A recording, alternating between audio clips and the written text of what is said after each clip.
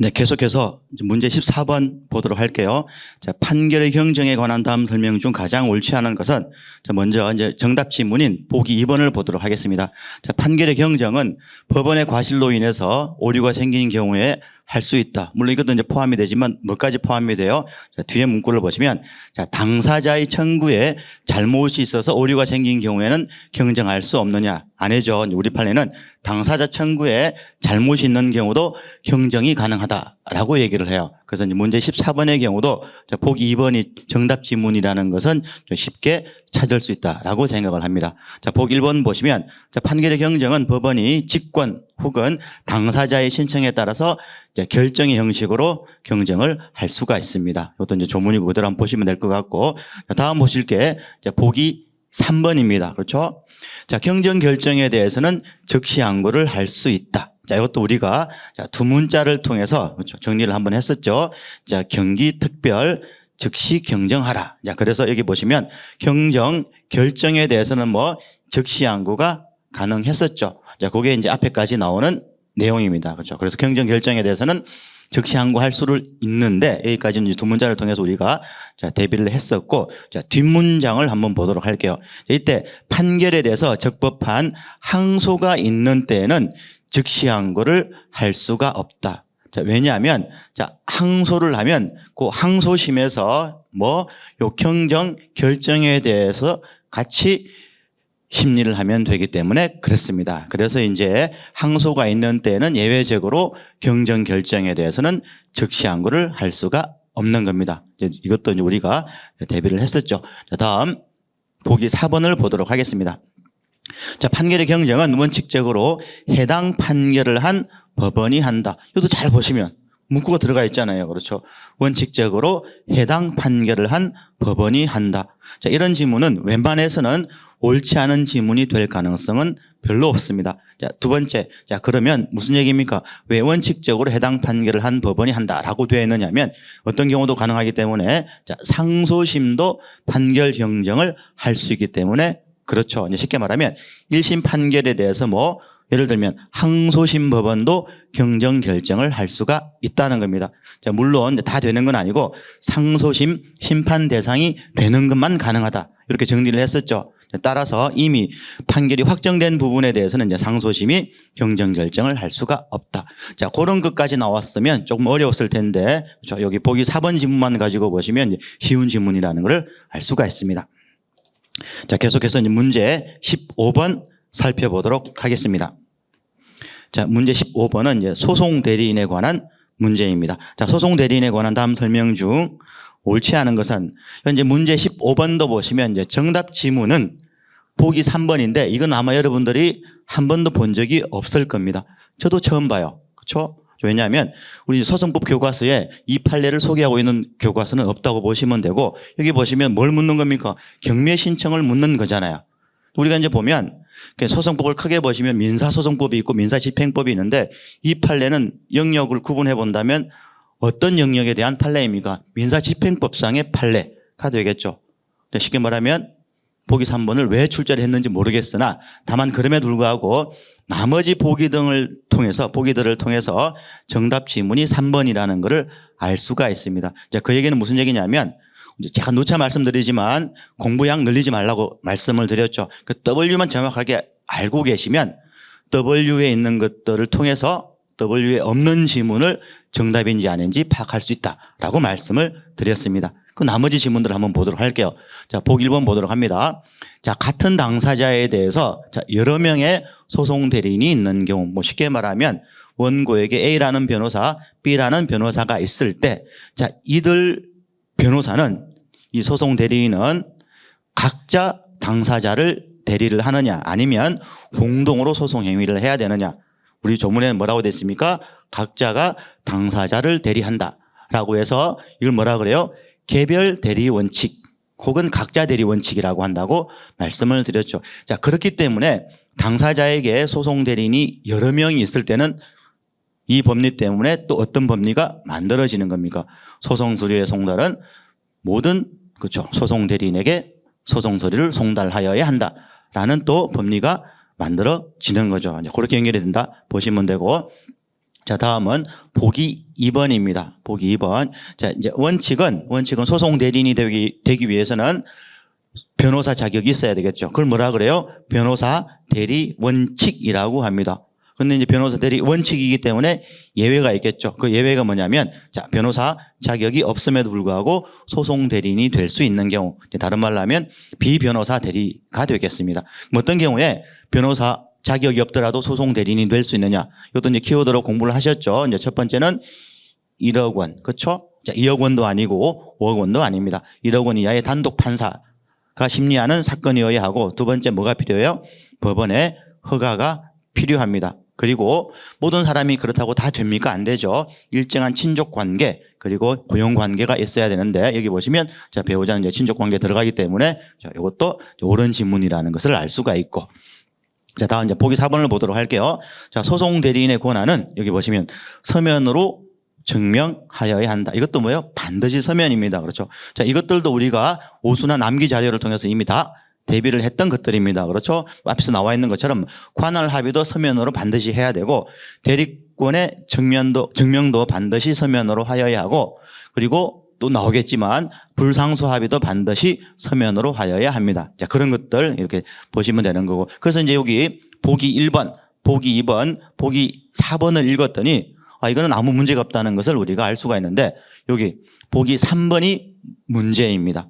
한 번도 이제 보신 적이 없을 텐데, 자, 변호사 아닌 사람은 경매 신청을 대리할 자격이 있느냐 없느냐 하는 겁니다. 여기 보시면 우리 판례는 자격이 있다라고 얘기를 해요. 무슨 얘기냐면, 위에서 보셨던 것처럼 원래 그렇죠, 민사소송 절차에서는 소송 대리인이 되려면 뭐가 필요합니까? 변호사 자격이 필요합니다. 그걸 우리는 변호사 대리 원칙이라고 하는데, 소송 절차가 아니고 여기 경매 절차에 있어서 경매 신청을 할 때도 변호사 대리 원칙이 적용되느냐 하는 문제가 여기 이제 보기 3번 얘기인데, 우리 판례는 적용되지 않는다고 봐요. 자, 그런 표현을 씁니다. 이제 판례를 보면 요 경매 신청은 넓은 의미에서 보면 소송 행위이긴 합니다. 그렇죠? 소송 행위. 이제 우리 판례는 소송 행위를 꼭 이제 소송 절차뿐만 아니고 거기 이제 집행 절차도 이제 같이 소송 행위의 범주로 넣습니다. 자, 하지만 자, 소송 행위에는 해당하지만 자, 뭐는 아니라고 봅니까? 재판 행위는 아니라고 보는 거예요. 자, 그렇기 때문에 경매 신청에 대해서는 뭐가 없더라도, 변호사 자격이 없더라도 그렇죠, 대리를 할 수가 있는 겁니다. 자, 어떻든 뭐 이런 질문들을 보면 이번에 출제가 되었지만 앞으로 제가 볼 때는 향후 30년 동안은 출제되지 않을 지문이라고 생각을 해요. 그래서 이제 1번, 2번, 4번만 정확하게 하셔도 자, 보기 3번이 그렇죠, 정답 지문이라는 것을 파악할 수가 있겠죠. 자, 그 정도 한번 보시고, 자, 계속해서 문제 16번 한번 보도록 하겠습니다. 이제 문제 16번을 보시면, 자, 공동소송에 관한 다음 설명 중 가장 옳지 않은 것은, 그래서 이제 문제 16번의 경우는 여기 이제 정답 지문이 보기 3번인데, 자, 이것도 아까 이제 문제 1번처럼 자, 1차원적으로 이제 풀 수 있는 문제입니다. 이른바 키워드를 가지고 풀 수 있는 문제였죠. 그렇죠? 그래서 키워드는 뭡니까? 요겁니다. 제가 이제 계속 수업 시간에 요 키워드를 생각하라고 말씀을 드렸죠. 부진정 연대 채무. 자, 부진정 연대 채무. 자, 두 번째 여러분들이 떠올릴 거는 뭐다? 양립 가능입니다. 자, 양립 가능하기 때문에 뭐가 불가능해요? 원고가 주의적 피고, 예비적 피고, 즉 다시 말씀드리면 예비적 공동소송 형태로 소를 제기할 수가 없습니다. 설사 원고가 예비적 공동소송 형태로 소를 제기를 했더라도 뭐다? 이거는 양립 가능하기 때문에 법원에서는 어떻게 그냥 심판하면 되는 겁니까? 예비적 공동소송으로 심판하지 말고 어떻게 통상공동소송으로 심판하면 되겠죠. 자, 두 번째. 자, 통상공동소송은 뭐가 적용되지 않습니까? 자, 앞에서 나왔던 또 원칙이죠. 상소 불가분의 원칙이 적용되지 않습니다. 자, 이런 이제 키워드. 물론 제일 중요한 키워드는 뭡니까? 여기 제가 이제 별표를 해드렸지만 부진정 연대 채무라는 말이 가장 중요해요. 자, 이 말이 나오는 순간 그냥 통상공동소송이야. 자, 이렇게 하시면 선택형 문제를 푸실 때는 그닥 어렵지 않습니다. 그렇죠? 아까 이제 말씀드렸죠. 이게 이제 서술형 문제면 어떤 사실관계가 나오고 사례가 나올 거고 풀 때 좀 힘들겠지만 선택형 문제는 딱 뭘 떼내면 되는 겁니까? 키워드를 떼내서 그대로 정답을 찾아낼 수가 있겠죠. 자, 읽어볼게요. 자, 부진적 연대 채무 관계에 있는 채무자들을 공동피고로 해서 이행의소가 제기된 경우 공동피고에 대한 각 청구는 여기 법률상 양립할 수 있습니다. 근데 여기 뭐라고 되어 있습니까? 법률상 양립할 수 없다라고 되어 있죠. 사실은 이걸 정확하게 여러분들이 공부를 하셨으면 뒷문장을 읽어볼 필요도 없이 자, 보기 3번이 옳지 않은 지문이라는 것을 알 수가 있습니다. 자, 그럼에도 불구하고 어쨌든 자, 법률상 양립할 수 있고 따라서 뭐다? 통상 공동소송이에요. 자, 뒷문장 봅니다. 상소하지 않은 공동소송인에 대해서까지 상소로 인한 확정 차단의 효력이 미친다. 요게 이제 옳은 지문이려면 뒷부분이 상소 불가분의 원칙이 적용되는 상황이어야 되는데 얘는 뭐예요?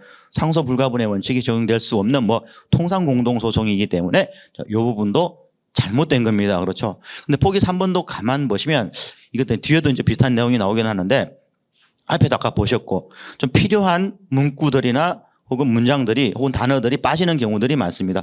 여기도 이제 어떤 게 들어가야 돼요. 예비적 공동소송이라는 말이 좀 들어갔어야 되는데 이걸 왜 뺐는지 모르겠습니다. 어쨌든 이제 보기 3번도 그렇게 정리를 하시면 되고 자, 나머지 것들 좀 챙겨볼게요. 자, 보기 1번 봅니다. 여기 우리 공동소유 형태는 세 가지가 있다고 배웠었죠. 합유관계, 총유관계, 공유관계. 그중에 첫 번째 자, 합유관계 소송은 원칙은 뭡니까? 고유 필수적 공동소송 관계 있죠. 하지만 몇 가지 예외들이 있었는데 그 중에 하나가 뭡니까? 요거 그렇죠.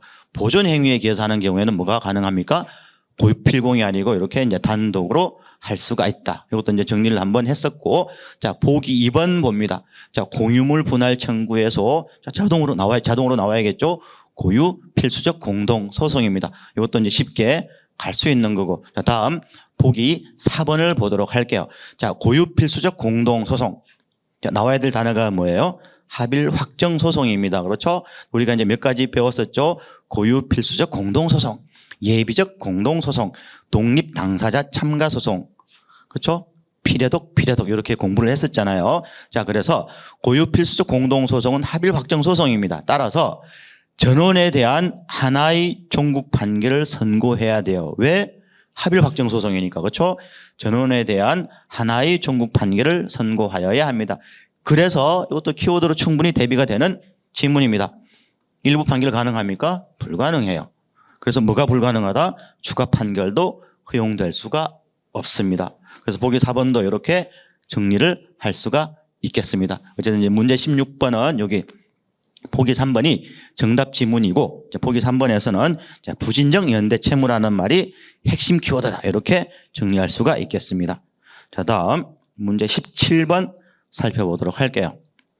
자, 민사소송법상 소취하와 그 효력에 관한 다음 설명 중 가장 옳은 것은 자, 먼저 정답 지문은 보기 4번입니다. 그렇죠? 자, 본안에 대한 종국 판결이 있은 뒤에 소를 취하한 사람은 다시 같은 소를 제기하지 못한다. 이제 뭘 묻는 겁니까? 제소 금지를 묻는 거죠. 제소 금지의 딱 규정일 뿐입니다. 이게 이제 어디를 봐도 잘못된 부분이 없죠. 나머지 것들을 볼게요. 자, 보기 1번. 자, 원고는 소를 취하를 할 수 있는데 이제 시기가 문제가 되는 거죠. 여기 봤더니 이렇게 돼 있습니다. 판결이 확정된 이후에도 소를 취하할 수 있다. 판결이 확정이 되면 소송이 종료되는데 소 취하라는 거는 소재기 철회인데 가능하겠습니까? 아니죠. 언제까지만 가능해요? 판결이 확정될 때까지만 가능합니다. 물론 이제 판결이 확정될 때까지 가능하기 때문에 어느 심급에서도 가능하기는 한 거예요.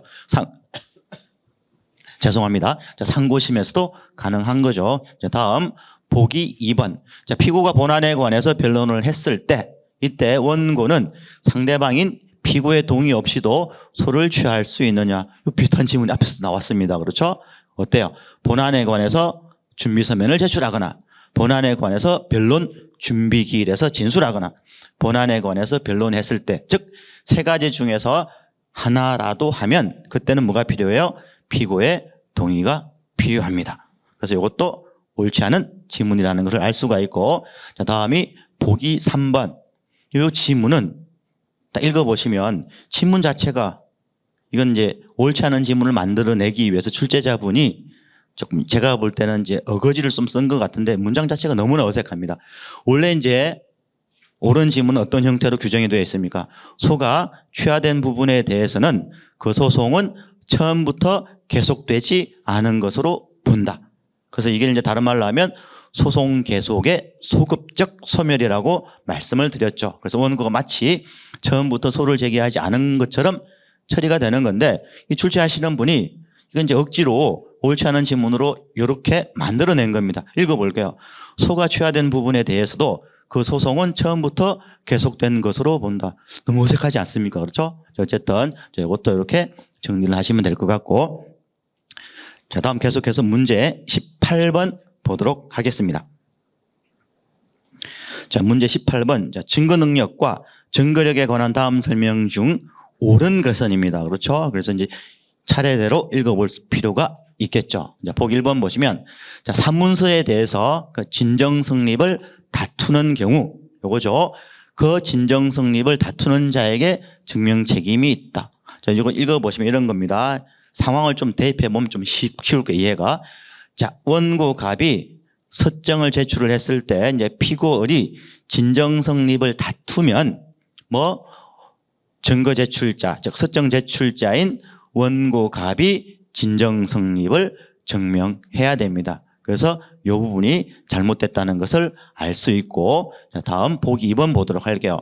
자, 사문서 진정 성립에 대한 증명 방법에 관해서는 특별한 제한이 없다. 사실 이제 요게 이제 근거가 되는 거죠. 자, 그렇기 때문에 그 사문서의 작성 명의인 혹은 누구도 제3자의 증언으로도 진정 성립을 증명할 수가 있는 겁니다. 그렇죠? 그래서 이 부분이 옳지 않다는 것을 알 수가 있고, 다음 보기 3번 보도록 할게요. 상대방이 서정의 진정 성립에 관한 제출자의 주장을 인정했을 때, 여기 진정 성립은 증거력에 관한 겁니다. 그렇죠? 형식적 증거력. 자, 이때 이는 보조 사실에 대한 자백이다. 여기까지는 맞습니다. 그렇죠? 자, 이제 보조 사실이라는 것은 여기 나와 있는 것처럼 증거력뿐만 아니고 증거 능력, 그리고 증거력에 관한 것들을 보조 사실이라고 얘기를 합니다. 자, 계속해서 봅니다. 자, 불구하기 때문에 법원은 그 자백에 구속되지 않고, 그렇죠? 자유로운 심정으로 성립의 진정 여부를 판단하여야 한다. 자, 어떤 게 잘못된 거예요? 자, 원칙은 뭐예요? 재판상 자백의 대상이 될 수 있는 것은 주요 사실만 재판상 자백의 대상이 될 수가 있죠. 사실 중에서도. 그렇죠? 따라서 원칙적으로는 간접 사실하고 보조 사실은 자백이 성립할 수가 없습니다. 근데 유일한 예외가 뭐였습니까? 요거였죠. 서정의 진정 성립에 관한 사실은 비록 보조 사실이지만 자백이 성립할 수 있다. 그래서 뭐가 인정이 됩니까? 자백의 구속력이 인정이 되겠죠. 그래서 당사자도 나중에 이 자백한 사실을 자유롭게 처리할 수가 없고, 이제 법원도 이렇게 구속이 되는 겁니다. 그래서 이제 보기 3번도 옳지 않다는 것을 알 수가 있습니다. 그래서 이제 보기 1번, 2번, 3번을 보시면 뭐 지문 자체도 그렇게 길지 않고, 그렇죠? 자, 여기 보시면 옳지 않은 부분이 없다는 것도 이제 쉽게 우리가, 죄송해요. 옳지 않은 부분들이 어떤 부분인지 쉽게 알 수가 있습니다. 자, 그럼에도 불구하고 한번 보기 4번도 한번 보도록 할게요. 얘가 이제 옳은 질문이죠. 자, 작성 명의인의 날인이 되어 있습니다. 그렇죠? 자, 날인이 되어 있다는 얘기는 진정 성립이 그대로 추정이 된다는 거죠. 문서 전체까지 2단계 추정까지 가는 겁니다. 자, 그런데 뒤에 말이 나옵니다. 자, 날인이 되어 있는데 그 내용이 백지로 된 문서를 교부받아서 나중에 그 백지 부분을 작성 명의인이 아닌 자가 보충한 문서라는 게 이제 밝혀진 경우, 그것도 뭐 밝혀진 경우 좀 넣어주시지. 어쨌든 자, 이런 경우 한번 대비를 해볼게요. 이렇게 이제 작성 명의인의 날인이 되어 있으면 2단계 추정까지 가는 거죠. 문서 전체의 진정 성립이 추정이 됩니다. 자, 날인, 즉 작성 명의인의 날인이 되어 있다는 얘기는 1단계 추정은 깰 수가 없어요. 왜냐하면 작성 명의인이 직접 날인한 거니까. 그렇죠. 추정을 깰 수 있는 거는 2단계 추정밖에 없습니다. 그때 2단계 추정을 깰 수 있는 경우는, 우리 판례가 인정하는 경우는 뭐밖에 없다 그랬어요. 백지, 보충 문서라는 게 밝혀졌다면 유일하게 2단계 추정이 깨진다고 말씀을 드렸죠. 자, 이렇게 이제 2단계 추정이 깨졌으니까 보기 1번으로 가는 거죠. 문서의 진정 성립은 원래 누가 증명을 해야 되는 겁니까? 증거 신청자인 문서 제출자가 증명을 해야 되는 거죠. 자, 그 원칙대로 누가? 문서 제출자, 증거 신청자는 어때요? 그 기재 내용이 작성 명의인으로부터 위임받은 정당한 권한에 의한 것이라는 사실까지 증명할 책임이 있다. 자, 그래서 옳지 않은 지문이 아니고 옳은 지문이라는 것을, 그렇죠, 이 부분을 통해서 우리가 알 수가 있는 거죠. 물론 이 괄호 부분을 옳지 않은 지문으로 한번 만들어 보면 어떻게 만들 수 있는 거예요? 진정 성립을 다투는 자는, 그렇죠, 우리 이제 사안에서는 계속 설명드린 사실관계에서는 이제 피고를 가지고 설명을 드렸죠. 자, 진정 성립을 다투는 자는 그 기재 내용이 작성 명의인으로부터 위임받은 정당한 권한에 의한 것이 아니라는 사실에 대해서 증명할 책임이 있다. 이렇게 되면 어떻게 되는 겁니까? 옳지 않은 지문이 되는 거죠. 근데 이제 이 지문은 그대로 이제 옳은 지문으로 출제가 되었습니다. 그래서 이제 문제 18번의 경우는 보기 4번이 조금 길고 좀 복잡한 듯이 보이지만 1번, 2번, 3번을 통해서, 그죠, 금방 옳지 않은 부분들을 파악할 수 있기 때문에 이제 보기 4번이 옳은 지문이라는 것을 알 수가 있습니다. 자, 그 정도 보시고 이제 계속해서 문제 19번 보도록 할게요. 자, 문제 19번. 자, 송달에 관한 다음 설명 중 가장 옳지 않은 것은, 물론 이제 송달 부분은 제가 수업 시간에 말씀드린 대로 이제 매년 한 문제 이상 꼭 출제가 돼요. 지금까지 보면 송달에 관한 문제는 이제 출제가 된 것들은 지문이 조금 길었었는데, 자, 올해는 이제 질문이 좀 짧다는 것을 알 수 있습니다. 그렇죠? 자, 옳지 않은 것은 먼저 이제 정답 지문인 보기 4번을 보도록 하겠습니다. 자, 여러 사람이 공동으로 대리권을 행사하는 경우에 송달은 이들 모두에게 하여야 한다. 이건 이제 조문 문제 그대로 일단 출제가 된 겁니다. 그렇죠? 근데 조문을 보면 이렇게 됐어요. 여러 사람이 공동으로 대리권을 행사하는 경우에 송달은 뭐예요? 그중 한 사람에게만 송달하면 된다라고 되어 있죠. 근데 이제 이 규정은 우리 판례가 어떻게 보는 겁니까? 법정 대리인에 대해서만 적용된다고 보는 거죠. 그래서 법정 대리인은 누구? 한 명에게만 송달하면 되는 거고. 근데 소송 대리인이 여러 명이면 우리 앞에서도 보셨죠? 개별 대리 원칙 때문에 모든 소송 대리인에 대해서 소송 서류를 송달하여야 합니다. 자, 그래서 19번에 이제 4번이 옳지 않은 지문이라는 것을 쉽게 파악할 수가 있겠죠. 자, 나머지 지문들도 한번 살펴보도록 하겠습니다. 자, 송달은 특별한 규정이 없으면 송달받을 사람에게 서류의 등본 또는 부본을 교부하여야 한다. 그렇죠. 자, 이제 앞부분에 밑줄 친 부분은 그 서류의 문서의 형태를 얘기하는 거죠. 굳이 원본을 송달할 필요가 없는 거죠. 등본 송달로 충분합니다. 두 번째는 이제 송달의 방법. 뭐예요? 이제 교부 송달이 원칙인 거죠. 자, 요거하고 이제 비교할 게 우리가 계속 연습했던 게 요거죠. 자, 법원에 문서를 제출할 때는 뭐 원본을 제출을 했어야 되겠죠. 자, 이런 것들도 이제 비교해서 계속 연습을 했었고, 자, 보기 2번 봅니다. 자, 소송 무능력자에게 할 송달은 그의 법정 대리인에게 한다. 어떤 상황이에요? 자, 미성년자가 당사자라면 법정 대리인인 친권자에게 소송 서류를 송달하면 된다. 이렇게 읽으시면 되겠죠. 따라서 어떤 판례가 나왔습니까? 미성년자에 대한 판결 송달은 무효다 하는 판례가 그대로 연결이 되는 법리가 되겠죠. 자, 다음 보기 3번 볼게요. 자, 송달에 관한 사무는, 그렇죠? 법원 사무관 등이 처리하고 나머지 또 어떤 부분이 있습니까? 송달 실시는, 그렇죠? 우편집배원이 하는 거죠. 자, 이것도 이제 보시면 거의 10년이 훨씬 지나서 다시 출제가 되었습니다. 그래서 이제 송달 사무 처리 기관하고 실시 기관이 이제 구분되어 있다라고 이렇게 공부를 했습니다. 자, 그렇게 살펴보시고, 자, 계속해서 문제 20번 보도록 할게요. 자, 문제 20번. 이제 다음 설명 중 가장 옳지 않은 것은, 어쨌든 이제 첫 번째 보기 1번부터 순서대로 봐야겠죠. 자, 여러분 이제 푸신다고 생각을 하면, 자, 불상소 합의는 변론 중에 이제 구술로 그 취지를 진술함으로써 할 수도 있다. 아니죠. 우리가 오수나 남기 자료를 통해서 어떻게 배웠습니까? 무조건 서면으로 해야 되는 것들 배웠는데, 조금 전에도 제가 설명을 드렸고, 그 중에 하나가 뭐다? 불상소 합의도 무조건 서면. 이것도 이제 우리가 몇 년 전에 우리 시험에 이미 한번 출제가 되었던 지문입니다. 이걸 보는 순간 어때요? 보기 1번이 옳지 않은 지문이라는 것을 바로 알 수가 있고, 그렇게 되면 사실은 뭐예요? 2번, 3번, 4번도 여러분들이 읽어볼 필요가 없는 지문들입니다. 시간을 절약할 수 있는 거죠. 자, 결국은 이런 것도 말씀드리는 이유는 뭐냐면 공부를 하실 때 좀 확실하게 하시는 게 좋다라는 측면에서 말씀을 드리는 겁니다. 자, 어쨌든 나머지 지문들도 한번 볼게요. 자, 당사자 일방만이 항소를 하지 않기로 하는 약정. 딱 봐도 어때요? 이런 약정은 효력이 없겠죠. 그렇죠? 자, 다음 보기 3번. 자, 항소권의 포기는 아직 항소를 하기 이전이라면 1심 법원에다가 하면 되고 항소를 한 뒤에는 항소 법원에다가만 해야 되느냐? 아니죠. 소송 기록이 있는 법원에 할 수 있습니다. 소송 기록이 1심 법원에 있으면 1심 법원에다가 하면 되는 거고, 그렇죠? 소송 기록이 항소 법원에 있으면 항소 법원에다가 서면으로 하면 되는 겁니다. 뭐하고 똑같다고 우리가 정리를 했습니까? 항소 취하하고 같다라고 정리를 했던, 그렇죠, 지문입니다. 자, 보기 4번.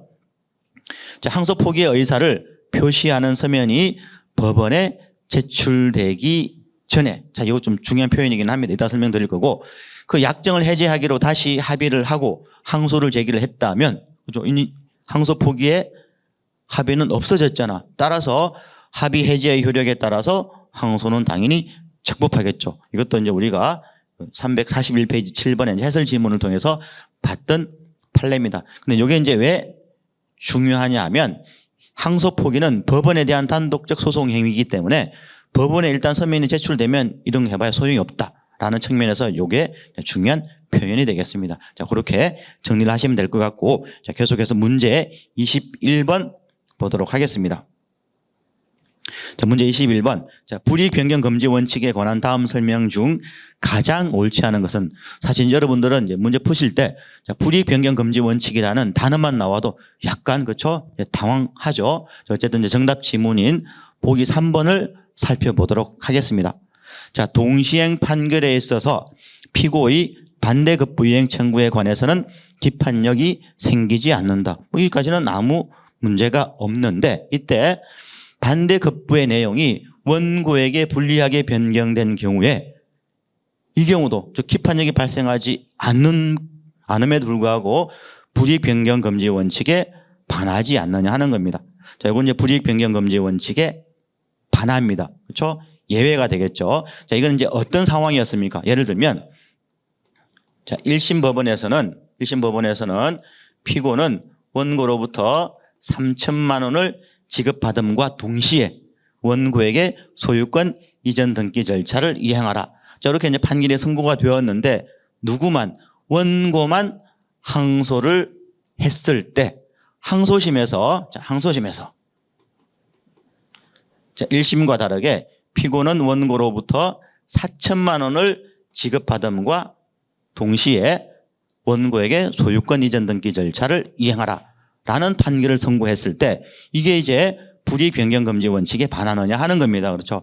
우리 이제 기출 문제로 출제가 되었을 때는 여기 적혀 있는 것처럼 이렇게 간단한 사실관계 형태처럼 출제가 되었는데 이건 이제 그대로 판결 요지 법리대로 출제가 된 겁니다. 잘 보시면 여기 피고가 원고로부터 3천만 원을 지급받는다, 혹은 피고가 원고로부터 4천만 원을 지급받는다. 이게 뭐예요? 반대급부입니다. 그렇죠? 이제 동시행 판결에 있어서 이 반대급부에 대해서는 뭐 기판력이 발생하지 않죠. 앞에서 기판력 객관적 범위에서 다 말씀을 드렸던 내용입니다. 자, 그런데 불이익 변경 금지 원칙을, 그렇죠, 위반했는지 여부는 뭘 기준으로 하는 겁니까? 기판력이 있는지 없는지를 기준으로 하는 게 원칙입니다. 그런데 이 부분에 대해서는 기판력이 인정되지 않아요. 그럼에도 불구하고 예외적으로 뭐 불이익 변경 금지 원칙이 적용이 된다라는 게 우리 판례의 입장이죠. 왜냐하면 1심에서는 원고가 3천만 원만 피고에게 지급하면 되는데 항소심에서는 원고로 하여금 피고에게 4천만 원을 지급하라는 판결을 선고를 했으니까 항소인인 원고 입장에서 보면, 그렇죠, 1심 판결보다는 항소심 판결이 실질적으로 불리하게 변경이 된 겁니다. 그래서 불이익 변경 금지 원칙에 반한다고 보는 게 우리 판례 입장인데, 자, 어떻든 보기 3번을 아무리 읽어봐도 어떤 말이 들어가 있지 않습니까? 원고만 항소한 경우라는 말이 들어가 있지 않아요. 이게 얼마나 중요한 건데, 우리 앞에서 보셨지만 불이익 변경 금지 원칙은, 그렇죠, 즉 상소심이 원심보다 불이익하게 변경이 되었는지, 이익으로 변경이 되었는지는 누구를 기준으로 한다고 그랬습니까? 항소인을 기준으로 한다고 배웠었죠. 누가 항소한 겁니까? 원고가 항소한 사안이었습니다. 이 표현이 얼마나 중요한 건데 보기 3번을 보시면 이 알맹이가 쏙 빠졌어요. 그래서 앞에 뭐 지문들도 보시면 아시겠지만 이번 시험은 그런 그렇죠. 측면에서는 조금 이제 정치하지 못한 부분들이 좀 있습니다. 이제 결국은 이 판례를 공부했던 분들이 그렇죠. 어떤 판례를 묻는 건지를 감으로 이제 판단을 해서 풀 수밖에 없었던 이제 지문이 보기 3번입니다. 이런 판례는 하나밖에 없으니까 자 그렇게 이제 정리를 하시면 보기 3번이 옳지 않은 지문이라는 것을 알 수 있습니다. 자 나머지 지문들도 한번 챙겨보도록 할게요. 자, 보기 1번. 자 원고의 청구를 기각해야 할 것인데도 원고의 소가 부적법하다고 각하합니다. 자 쉽게 말하면 1심에서 소송 요건에는 아무런 문제가 없었고 다만 원고의 청구가 이유가 없어요. 그럼 1심에서 어떻게 해야 돼요? 청구 기각 판결을 해야 되는데 어떻게 한 겁니까? 각하는 잘못된 판결을 합니다. 자, 요 판결에 대해서 자, 누가 항소합니까? 원고만 항소를 합니다. 이것도 중요한 표현이겠죠. 자, 원고를 기준으로 하는 겁니다. 그렇죠? 불이익 변경 금지 원칙은 누구를 기준으로 한다? 항소인을 기준으로 하는 겁니다. 상소인을 기준으로. 자, 원고만 상소를 했을 때, 자, 불이익 변경 금지 원칙상 원고에게 더 불리한, 그렇죠? 여기 나와 있죠. 청구 기각. 자, 항소심에서 봤더니 1심이 잘못된 거잖아요. 왜냐하면 소송 요건에 흠은 없는데 소를 각하시켰으니까. 따라서 원래는 어떻게 했어야 됩니까? 1심에서 청구를 기각시켰어야 됩니다. 그래서 항소심에서 이렇게 청구를 기각시킬 수 있느냐 하는 겁니다. 자, 원고를 기준으로 하면 1심은 소각하, 항소심은 청구 기각. 그래서 원고인 항소인을 기준으로 했을 때 우리 판례는 어떻게 보는 겁니까? 소각하보다는 청구 기각이 원고에게 더 불리하다. 그래서 청구 기각을 할 수가 없고 어떻게 하라는 겁니까? 항소를 기각해야 된다는 게 우리 판례 입장이었죠.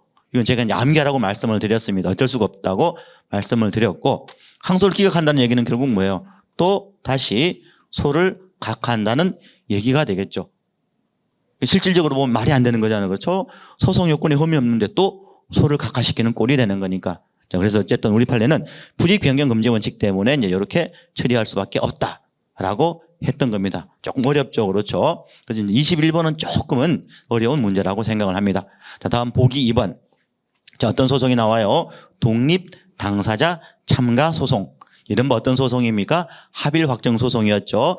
필수적 공동소송, 예비적 공동소송, 독립 당사자 참가 소송. 따라서 이 독립 당사자 참가 소송의 항소심에서 세 당사자 사이의 결론의 합일 확정을 위해서 자 나오네요. 합일 확정을 위해서 필요한 경우에는 그 한도 내에서 요거죠. 항소든 부대 항소든 제기한 바가 없는 당사자에게 결과적으로 뭐 1심 판결보다 유리한 내용으로 판결이 변경될 수도 있다. 무슨 얘기예요? 불이익 변경 금지 원칙이 배제될 수도 있다. 제가 어떻게 표현을 했습니까? 합일 확정이 뭐 불이익 변경 금지 원칙보다 더 중요한 가치이기 때문에 이렇게 처리한다라고 말씀을 드렸죠. 그래서 합일 확정 소송에서는 뭐 불이익 변경 금지 원칙이 배제될 수도 있다. 이렇게 한 줄로 정리하시면 될 것 같습니다. 자, 마지막 이제 보기 4번을 볼게요. 이것도 이제 조금 상황이 복잡하죠. 자, 원고가 청구한 채권의 발생을 인정.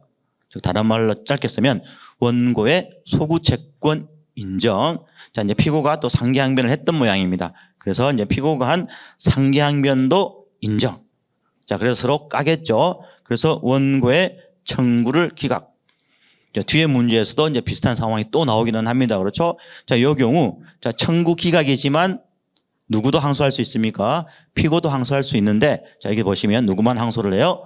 원고만 항소를 했습니다. 자, 이때 항소심이 요거죠. 중요한 부분입니다. 원고가 청구한 채권의 발생이 인정되지 않는다. 즉, 소구 채권을 인정하지 않은 거죠. 잘 보시면 1심에서는 원고의 소구 채권을 인정을 했습니다. 그런데 항소심에서는 원고의 소구 채권을 인정하지 않았어요. 그래서 그냥 뭐 피고의 상기항변은 판단도 안 하고 그대로 원고의 청구를 기각시킵니다. 잘 보시면 1심도 청구 기각, 항소심도 청구 기각. 그러면 불이익 변경 금지 원칙에 반하지 않는 것 아니냐라고 생각할 수 있지만 이 문장만으로 잘 보시면 1심에서는 원고의 소구 채권을 인정을 했습니다. 그렇지. 근데 항소심에서는 원고의 소구 채권을 인정하지 않았죠. 그래서 항소인인 원고 입장에서 보면 1심 판결보다는 항소심 판결이 더 원고인 항소인에게 불이익하게 변경이 되었다는 것을 알 수 있습니다. 그래서 이제 보기 4번도 이렇게 정리를 하시면 될 것 같습니다. 자, 이 정도 보시고 자, 계속해서 문제 22번 살펴보도록 하겠습니다. 자, 문제 22번 이제 상소 이익에 관한 다음 설명 중 가장 옳지 않은 것은 자, 이제 정답 지문은 그렇죠. 이제 보기 1번인데 이 지문은 우리 W 교재는 없습니다. 이제 다만 이제 나머지 2번, 3번, 4번이 W에 그대로 있고 그렇죠. 계속 연습했던 내용이기 때문에 이제 정답 지문이 보기 1번이라는 것은 어느 정도 우리가 파악해낼 수 있어요. 예전 판에는 있었는데 이 교수들 교과서를 찾아봤더니 이 판례를 소개를 잘 안 하고 있더라고요. 그래서 그냥 W에는 빼고 이렇게 이제 기본서에는 그대로 남겨둔 판례가 요 판례입니다. 그렇죠. 자, 왜 이게 옳지 않은 지문인지 한번 살펴보도록 할게요. 자, 보기 1번을 보시면 자, 원고의 청구에 대해서 이제 피고는 뭐 원고 패소 판결이라는 청구 기각을 구했습니다. 근데 이제 1심 법원이 청구 기각 판결을 선고하지 않고 어떤 판결을 선고한 겁니까? 소각화 판결을 선고를 했을 때 요때 당연히 소각화 판결에 대해서는 원고는 당연히 항소할 수 있습니다. 그렇죠? 자, 그런데 피고도 항소할 수 있느냐 하는 겁니다. 피고도 항소할 수 있는 경우들이 있어요. 이 경우입니다. 자, 피고가 청구 기각을 구하면서 제기하는 항소는 상소의 이익이 인정되지 않느냐. 상소의 이익이 인정이 됩니다. 이건 이제 만약에 피고가 상소를 즉 항소를 못한다고 가정을 하면 어떻게 되겠습니까? 그대로 소각화 판결이 확정이 되겠죠. 자, 그렇게 되면 기판력은 어느 부분까지만 발생하는 겁니까? 소송 요건에 그죠. 이제 해당 소송 요건의 흠에 대한 부분에 대해서만 기판력이 발생하고 본안에 대해서는 기판력이 발생할 수가 없을 거예요. 그러니까 이거를 이제 피고 입장에서 보면 피고는 본안에 대해서 기판력을 받고 싶은 겁니다. 다시 말씀드리면 상소심에서 그렇죠. 원고의 청구가 이유가 있는지 없는지 즉 본안 판단을 받을 이익이 누구에게 있는 거예요? 피고에게 있는 겁니다. 왜? 이 기판력 때문에. 그래서 이제 보기 1번의 경우는 이 상황에서는 피고가 뭘 할 수 있습니까? 상소를 할 수가 있는 겁니다. 근데 이제 보기 1번의 경우는 피고는 상소를 할 수 없다라고 되어 있어서 옳지 않은 지문이 되겠습니다. 그래서 피고를 기준으로 해보면 소각화보다는 뭐 청구 기각이 누구에게 피고에게 더 유리하기 때문에 상소의 이익이 있다. 이렇게 정리를 하시면 되겠죠. 자, 그 정도 보시고 자, 나머지 것들 우리가 이제 W를 통해서 계속 봤던 것들이기 때문에 한번 다시 정리를 해보도록 하겠습니다. 잘 보시면 자, 보기 2번. 자, 원고의 소구 채권 자체를 부정해서 원고의 청구를 기각한 판결. 그렇지? 자, 요거하고 두 번째 원고의 소구 채권의 존재를 인정하고 두 번째 피고가 자동 채권 즉 반대 채권으로 상기항변을 했을 때 그것을 받아들여서 서로 까서 원고의 청구를 기각한 판결. 잘 보시면 이 두 개는 둘 다 청구 기각이기는 합니다. 그렇죠? 자, 요거를 이제 전자 판결, 자, 요거를 이제 후자 판결 이렇게 기호를 한번 넣어 보시면 자, 첫 번째 쟁점은 요거죠. 서로 기판력의 범위를 달리한다. 자, 전자도 청구 기각, 후자도 청구 기각이지만 왜 전자와 후자는 기판력의 범위를 서로 달리하느냐? 결국은 기판력의 객관적 범위를 얘기를 하는 겁니다. 그렇죠? 자, 전자의 경우는 어떤 부분에 대해서만 기판력이 발생하는 겁니까? 소구 채권의 전부에 대해서만 기판력이 발생하는 겁니다. 그렇지? 근데 후자 판결의 경우는 어느 부분까지 소구 채권의 전부뿐만 아니고 피고가 상기항변으로 주장한 자동 채권, 즉 반대 채권의 전부에까지 기판력이 발생하겠죠. 그래서 기판력의 범위를 서로 달리한다. 라는 말을 할 수가 있고, 자, 두 번째, 자, 전자의 경우는 피고는 완벽한 성소자이기 때문에 상소할 수 없습니다. 근데 후자의 판결, 비록 청구 기각 판결임에도 불구하고 잘 보시면 피고는 뭘 잃어요? 상위항변으로 주장한 자동 채권을 상실합니다. 왜? 그 부분에 대해서 기판력이 발생하기 때문에 자동 채권에 대해서는 더 이상 피고가 소를 제기해서 어떻게 할 수가 없겠죠. 따라서 후자의 경우는 피고가 비록 청구 기각 판결이지만 뭘 할 수 있습니까? 상소할 수 있습니다. 상소해서 어떤 판결을 구하는 거예요? 이런 모습의 청구 기각 판결을 구할 수 있기 때문에 그렇죠. 그래서 이 경우 피고는 비록 전부 성소자이지만 예외적으로 항소가 가능합니다. 어떤 경우 후자의 판결에 대해서는 그게 보기 2번 이미 우리가 이제 수차례 보셨고 이미 기출문제로도 나왔던 부분이죠. 자, 다음 보실게 이제 보기 3번. 자, 가분 채권에 대한 이행 청구의 소를 제기를 하면서 그 나머지 부분을 유보하고 예를 들면 원고가 가지고 있는 채권이 1억인데 그렇죠? 자, 나머지 부분 즉 4천만 원은 아직 청구하지 않고 일부만 청구 즉 6천만 원만 청구를 합니다. 그러면서 이게 일부 청구라는 취지를 명시하지 않습니다. 이걸 우리는 뭐라 그래요? 묵시적 일부 청구라고 얘기를 해요. 자, 이런 경우에 소장 청구 취지는 6천만 원만 기재가 되어 있습니다. 그렇죠? 그래서 이제 법원 1심에서 원고 전부 성소 판결을 해줍니다. 판결 주문도 피고는 원고에게 6천만 원을 지급하라라고 되어 있어요. 원고는 전부 성소자죠. 이런 경우 원고가 항소할 수 있느냐 하는 겁니다. 이른바 2번도 마찬가지지만 보기 3번도 형식적 불복설의 예외가 될 수 있느냐 하는 거죠.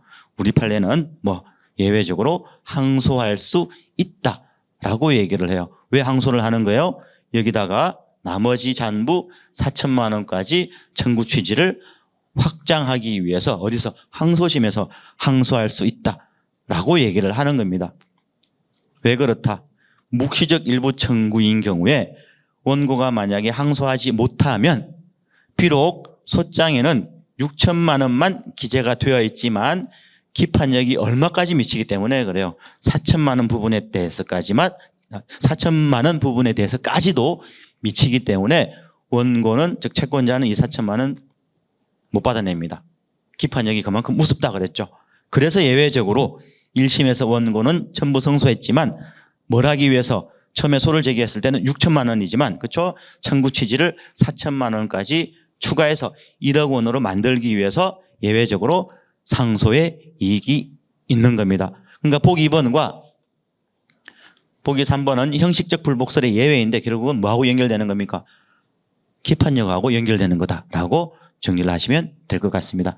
자, 다음이 보기 4번. 자, 이제 보기 4번의 경우 자, 이거 아직 한 번도 기출 문제로 출제된 적은 없고 변호사 시험 모의 시험에 출제가 되었다고 제가 말씀을 드렸고 그래서 꼭 준비하라고 말씀을 드렸죠. 그래서 올해 우리 시험에 출제가 되었습니다. 자, 원고가 재산상 손해, 재산상 손해는 적극적 손해도 있고 소극적 손해도 있는데 그 중에 이제 소극적 손해였습니다. 자, 이 부분에 대해서는 전부 성소, 재산상 손해에 대해서는 원고는 형식적 불복설에 의하면 뭐가 불가능하다? 상소 못합니다. 다만 정신적 손해, 즉 위자료에 대해서는 일부 패소합니다. 따라서 원고는 어떤 부분, 위자료 부분에 대해서는 뭘 할 수 있습니까? 상소할 수가 있겠죠. 그럼 두 번째, 요 소극적 손해, 정신적 손해, 위자료 부분 이 세 개는 손해 3분설이라고 해서 각각 소속물입니다. 그렇죠? 그리고 일종의 단순병합이 되겠죠. 자, 단순병합에서는 뭐가 적용이 됩니까? 상소 불가분의 원칙이 적용이 됩니다. 따라서 원고는 어떤 부분, 위자료 부분에 대해서만 상소할 수가 있었죠. 하지만 상소하지 않은 어느 부분까지 재산상 손해 부분까지 항소심으로 2심이 됩니다. 자, 재산상 손해 부분이 항소심으로 2심이 되었기 때문에 이 부분에 대해서 항소심에서 원고는 뭘 할 수 있는 거예요? 청구 취지를 확장할 수가 있는 겁니다. 그게 뭐다?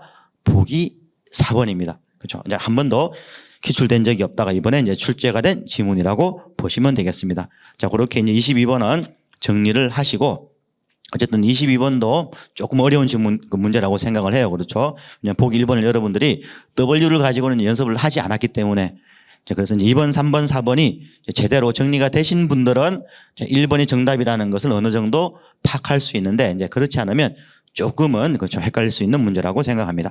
자, 그 정도 보시고 이제 계속해서 문제 23번 보도록 할게요. 문제 23번. 자, 문제 23번. 자, 소송 구조에 대한 지문인데 이 소송 구조에 대한 것도 보면 조문도 많고 판례도 많습니다. 그걸 좀 내시지. 여기 보시면 그렇죠. 우리 W에 없는 것들입니다. 하나도 없는 것들입니다. 그렇죠? 이제 문제 23번이 어떻게 보면 조금은 당황했을 문제라고 생각해요. 자, 그런데 이것도 이제 약간은 여러분들이 좀 감으로 정답을 찾아낼 수는 있는 문제라고 생각합니다. 물론 그게 뭐 제 얘기여서 좀 죄송하기는 한데 먼저 이제 정답 지문인 보기 4번을 한번 살펴보도록 하겠습니다. 우리 이제 소송 구조는 자금 능력이 없는 사람을 위해서 하는 거죠. 하나의 제도죠. 그래서 이렇게 무자력 요건과 관련해서 만약에 그 신청인이 자연인이라면 요거예요. 국민기초생활보장법에 의한 수급권자로 한정이 된다. 조금 전에 말씀드렸지만 이 소송 구조 제도는 말하자면 경제적 약자, 즉 자금 능력이 없는 그렇죠. 그런 당사자를 위한 제도입니다. 자, 그렇다면 이 범위를 어떻게 조금은 넓혀줄 필요가 있겠죠. 그런데 보기 4번의 경우는 국민기초생활보장법에 의한 수급권자로 한정이 된다라고 되어 있습니다. 물론 이제 이 부분과 관련된 이제 직접적인 판례 등은 없고 자, 실무제요에 뭐라고 되어 있냐면 그게 이제 재판 예규까지 같이 되어 있는데 당연히 여러분들이 상식적으로 생각을 하셔도 그렇죠? 이 범주에 한정이 되겠습니까? 그렇지 않습니다. 경제적 약자는 이 범주에 들어간 분들뿐만 아니고 어떤 분들이 있을 수 있습니까? 뭐 장애인 연금을 받는다든지 그렇죠? 뭐 그런 경우도 있을 수 있고 수많은 여러분들이 생각하실 때 다른 경제적 약자들이 있을 수 있겠죠. 그렇죠? 말씀드린 것처럼 뭐 장애인 연금, 뭐 기초연금 받는 분들이 있습니다. 자, 그런 분들까지 뭐 소송 구조가 가능해야 되겠죠. 그래서 여기 보시면 보기 4번을 딱 읽어보시면 어느 정도 감으로 보기 4번이 조금 문제가 있다라는 것을 파악할 수가 있었을 거예요.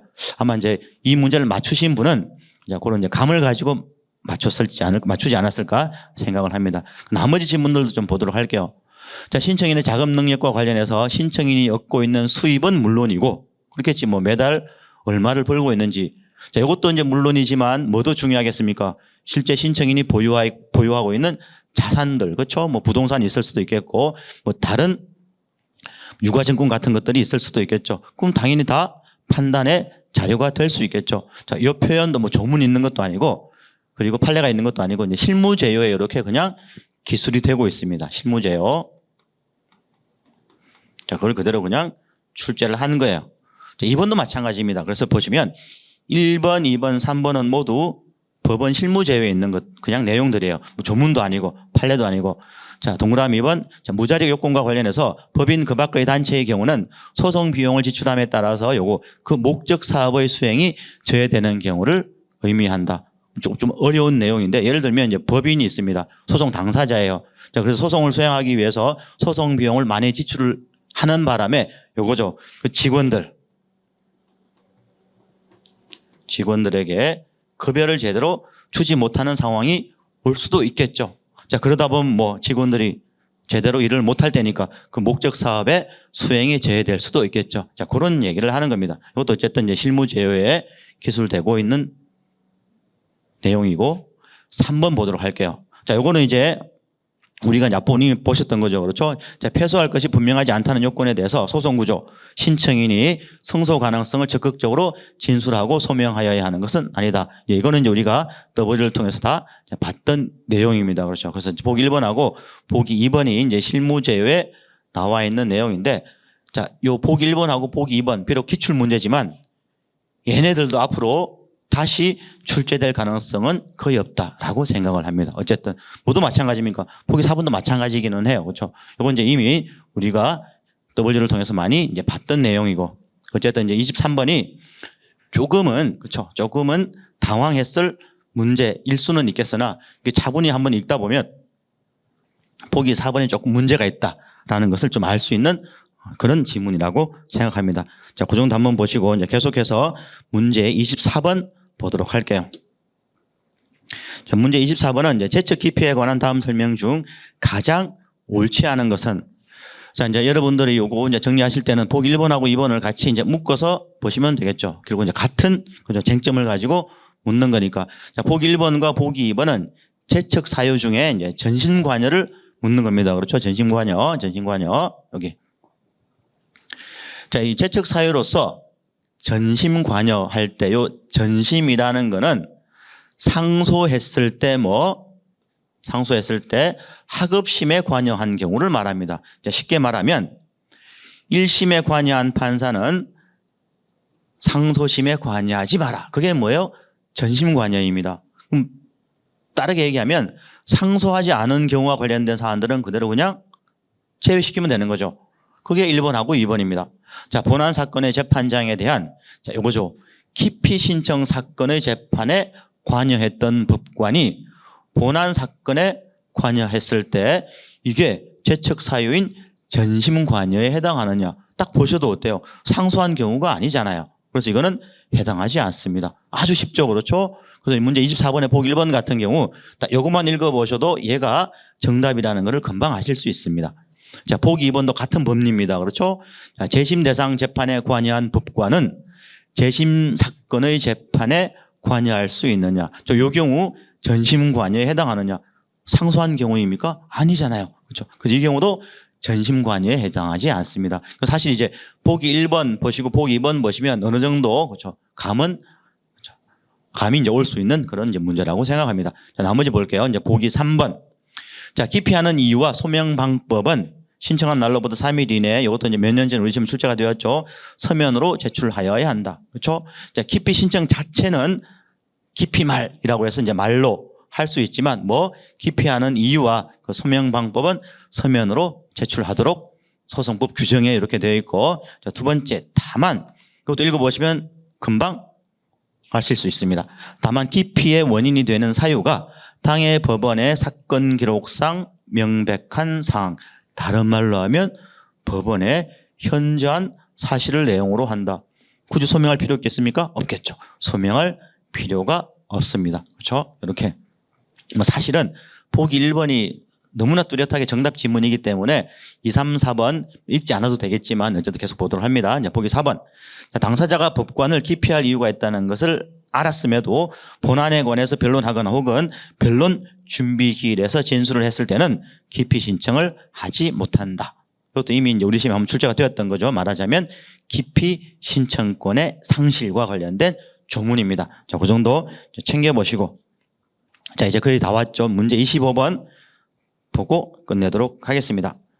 자, 사망자를 당사자로 한 소송에 관한 다음 설명 중 가장 옳지 않은 것은, 자, 이런 형태의 그렇죠. 이제 시기 구분에 따른 당사자 사망도 우리가 이미 모의 시험을 통해서 대비를 했던 부분이기는 합니다. 그래서 여기 이제 시간 흐름을 보시면 여기 자, 이때가 소재기, 그렇죠? 이때가 소장 부분이 송달되었을 때. 그리고 이제 1심이라고 가정을 하면 이제 이때가 이제 변론 종결일, 이때가 이제 판결 선고일이라고 한번 생각을 하시고 보도록 하겠습니다. 자, 그래서 보시면 이 소송 절차에서 당사자가 사망하는 경우의 수는 이제 크게 나누어 보면 그렇죠? 소 제기 전에 사망하는 경우, 두 번째는 소를 제기하고 소장 부본이 피고에게 송달되기 전에 사망하는 경우, 그리고 피고에게 소장 부본이 송달된 후에 사망하는 경우, 이렇게 세 가지 형태로 구분할 수 있다라고 우리가 배웠었고, 자, 그 중에 보기 1번하고 그렇죠, 보기 3번 두 개의 경우는 어느 경우에 해당하는 겁니까? 여기 소제기 전에 당사자가 사망한 경우입니다. 그래서 여기 소제기 전 사망의 경우는 다시 나누었었죠. 피고가 사망하는 경우, 원고가 사망하는 경우. 물론 이제 피고가 사망하는 경우는 알았다면 어떻게 상속인으로 표시 정정이 가능했습니다. 그렇죠. 이렇게. 근데 소 제기 전에 원고가 사망했음에도 불구하고 사망자를 원고로 해서 소를 제기하면 원칙은 어떻게?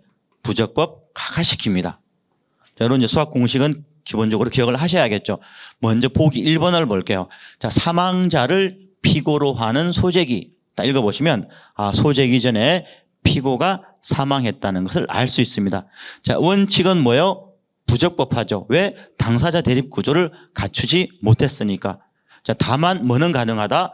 1심 판결 선고 전까지 상속인으로 표시 정정이 가능했었죠. 자, 그런데 요겁니다. 자, 그와 같은 상태에서 1심 판결이 선고되었다는 얘기는 뭐 없이 당사자 표시 정정 없이 사망자를 당사자로 해서 그대로 판결이 선고가 되었을 때 그 판결의 효력은 어때요?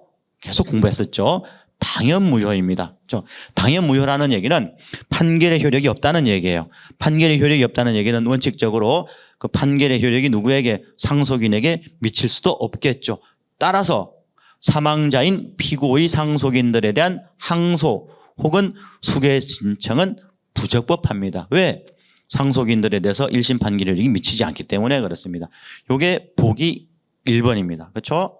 자, 두 번째 보기 3번을 볼게요. 자, 잘 보시면 자, 당사자가 소송 대리인에게 소송 위임을 한 다음 소제기 전에 사망.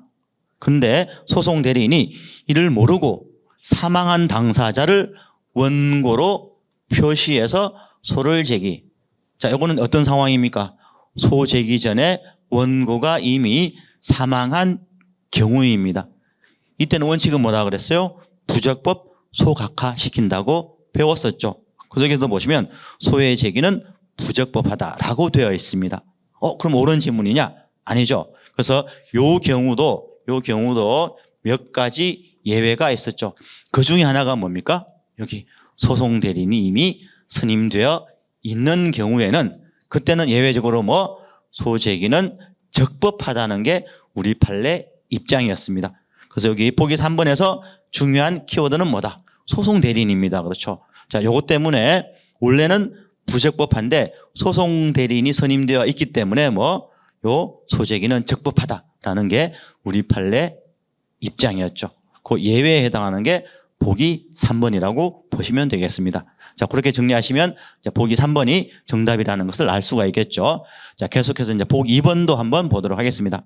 여기서 보시면 뭐라고 되어 있어요? 언제 사망합니까? 소송 계속 중에 사망해요. 자, 소송 계속은 언제 시작합니까?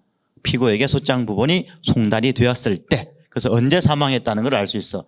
요 사이에 사망했다는 것을 알 수 있습니다. 읽어볼게요. 자, 소송 계속 중 일방 당사자의 사망 사실을 간과하고, 그렇죠? 사망한 사실을 모르고 그대로 변론이 종결되어서 판결이 선고. 어떤 경우입니까? 요 사이에 당사자가 사망했음에도 불구하고 사망 사실을 간과하고 변론을 종결시키고 판결을 선고했을 때, 자, 요 경우는 소제기 전 당사자 사망과 다릅니다. 그렇죠? 자, 예전에는 당연무효라고 봤지만 지금은 어때요? 당연무효라고 할 수가 없다. 자, 당연무효가 아니고 뭐다? 위법 유효하다라고 보는 게 우리 판례 입장이라고 배웠었고, 따라서 무효가 아니기 때문에 상소나 재심에 의해서 그 판결의 취소를 구할 수가 있는 겁니다. 물론 여기서 사망 사실을 간과하고 라는 말을 통해서도 유추할 수 있고, 제가 우리 수업 시간에 말씀드렸지만 소송 대리인과 관련해서 별다른 표현이 없으면 소송 대리인이 없다라고 생각하고 푸시면 된다라고 배웠습니다. 그렇죠. 사실 소송 대리인이 있으면 절차가 중단되지 않습니다. 자, 그렇게 정리하시면 되겠죠. 자, 마지막 보기 4번 보도록 할게요. 자, 보기 4번 보시면 중요한 단어가 뭐예요? 변론을 종결한 뒤에. 언제 사망한 겁니까? 요 사이에 사망한 경우입니다. 그렇죠. 자, 이때는 절차를 중단시키지 않고 그대로 판결을 선고해도 괜찮습니다. 이거죠. 변론 종결 뒤에 당사자가 사망한 경우에는 판결을 선고해도 적법합니다. 그렇죠? 다만 판결을 선고함과 동시에 절차는 그대로 중단이 된다는 게 우리 판례의 입장이었죠. 자, 그렇게 그래서 여기 25번도 조금은 어려울 수 있는데, 그렇죠. 여기 요 판례를 좀 정확하게 준비하셨던 분들이라면 어느 정도 3번이 정답 지문이라는 것을 아실 수가 있을 것 같습니다. 자, 이렇게 해서 2025년도 이제 법원직 민사소송법을 해설하는 강의를 이제 마치도록 할 거고, 높아심에서 다시 한 번 더 말씀을 드리면, 당연히 지금 이 해설 강의를 듣는 분들은 합격한 사람들은 없을 거 아닙니까? 그렇죠? 애석하게도 혹은 안타깝게도 올해 시험에 합격하지 못한 분들일 텐데, 이 해설 강의를 좀 가볍게 좀 듣지 마시고, 혹은 이제 중간에 듣다가 포기하지 마시고 끝까지 조금 다 이제 들으시고, 두 번째는 이제 여러분들이 갖고 계시는 문제지 또 이제 철저하게 좀 복기를 하셔서 막연하게 내년 시험에는 열심히 해서 꼭 합격할 거야, 이제 이런 식으로 계획을 잡지 마시고 이 해설 강의를 통해서 정확하게 여러분들의 이제 부족함, 예를 들면 공부 방법이 좀 잘못되었다든지 혹은 공부량이 어느 정도 부족하다는 것들을 좀 냉정하게 그리고 좀 치밀하게 좀 파악을 하신 다음에 좀 구체적으로 계획을 세우셔서, 그렇죠, 이 내년 시험에 어떻게 대비를 할 것인지를 좀 준비를 하셨으면 좋겠습니다. 자, 그 정도 좀 마음가짐을 가지셔야 내년 시험에 합격할 가능성이 높아지겠죠. 이렇게. 자, 이렇게 이제 오늘 했던 해설 강의는 마치도록 하겠습니다. 네, 감사합니다.